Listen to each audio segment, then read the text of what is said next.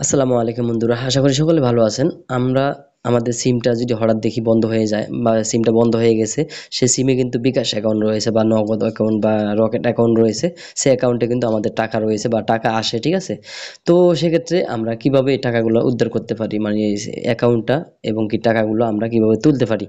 তো এই ভিডিওটি আমি জানানোর চেষ্টা করব। চলুন ভিডিওটি শুরু করছি। আশা করি ভিডিওটি আপনার অনেক উপকারে আসবে। যদি ভিডিওটি পুরোপুরি কন্টিনিউ করেন, বুঝতে পারবেন কিভাবে আপনার অ্যাকাউন্টটা ফিরিয়ে পেতে পারেন বা টাকাগুলো আপনি উঠাতে পারেন, ঠিক আছে? তো এখানে দুটি পদ্ধতিতে আপনার টাকাটা হাতে পাবেন, টাকাটা তুলতে পারবেন, আপনি অ্যাকাউন্টটা আপনি নিয়ে আসতে পারবেন।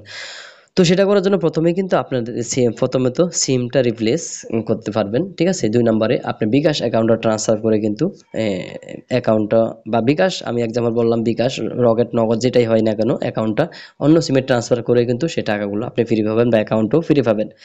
তো সিম রিপ্লেস করার যে প্রক্রিয়াটা, সেক্ষেত্রে আপনি অবশ্যই সিম রিপ্লেস করার জন্য আপনার আপনি সেই সিমের কাস্টমার কেয়ারে যেতে হবে। সেখানে গিয়ে আপনি অবশ্যই সিমটা রিপ্লেস করতে পারবেন। আপনার যদি এনআইডিটা নিয়ে যান, এনআইডিটা আর না নিয়ে গেলে সমস্যা নেই। আপনি সেই সিমের নাম্বারটা দিলে তারা সেই সিমটা রিপ্লেস করে দিবে। অবশ্যই যার নামে সেই সিমটা রয়েছে তাকে লাগবে, তার ফিঙ্গার দিয়ে কিন্তু সিমটা তুলতে হবে।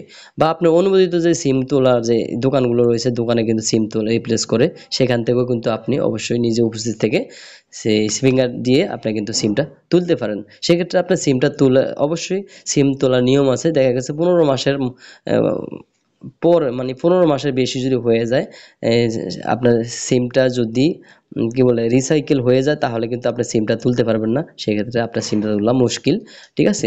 তবে আপনি বিকাশ অ্যাকাউন্টটা ট্রান্সফার করে কিন্তু সেই টাকাগুলো তুলতে পারবেন। যদি ১৫ মাসের আগে আপনি সিমটা রিপ্লেস করতে পারেন, হ্যাঁ? সেক্ষেত্রে কিন্তু আপনার অ্যাকাউন্টটা সিমটার মধ্যে কিন্তু সেই আগের সিমটার মধ্যেই কিন্তু অ্যাকাউন্টটা পেয়ে যাবেন, টাকাগুলো তুলতে পারেন খুব সহজে, ঠিক আছে? তো আর যদি আপনি এটা করতে না পারেন, সিম রিপ্লেস করতে না পারেন, আপনি চাইলে বিকাশ অ্যাকাউন্টটা অন্য সিমে, নতুন একটি সিমে ট্রান্সফার করে আপনি বিকাশ অ্যাকাউন্টটা ৪৮ ঘন্টার মধ্যে বা ২৪ ঘন্টার মধ্যে অ্যাক্টিভ হয়ে যাবে। সেখান থেকে টাকাগুলো আপনি তুলতে পারবেন এবং কি বিকাশ অ্যাকাউন্টটাও কিন্তু আপনি ফিরে পাবেন, ঠিক আছে? তো দেখা গেছে এটা বিকাশ অ্যাকাউন্টটা ট্রান্সফার করার জন্য আপনি বিকাশ কাস্টমার কেয়ারে যেতে হবে। সেখানে গিয়ে আপনি অবশ্যই কিন্তু নতুন একটি মোবাইল নাম্বার লাগবে এবং কি আপনার অ্যাকাউন্টের যে পুরোনো নামটা আছে, কি নামে অ্যাকাউন্টটা খোলা আছে সেই নামটা অবশ্যই, আর আপনার জাতীয় পরিচয়পত্রটা নিয়ে যেতে হবে সেখানে, ঠিক আছে? তারপর নতুন সেই সিমে আপনার এই আগের বিকাশ অ্যাকাউন্টটা, মানে আগের সিম থেকে ট্রান্সফার করে নতুন সিমে দিবে।